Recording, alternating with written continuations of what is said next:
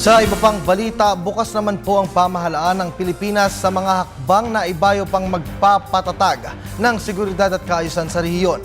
Sinabi ito ni Pangulong Aquino kaugnay ng nakatakdang pagdalo sa ASEAN-Japan Summit na gaganapin naman sa Tokyo ngayong linggo.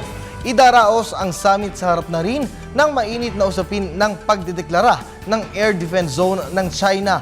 Paliwanag po ng Pangulo, bagamat hindi kasama sa agenda ang naturang usapin, kikilalanin naman ng Pilipinas kung may maglalatag ng issue sa naturang pulong.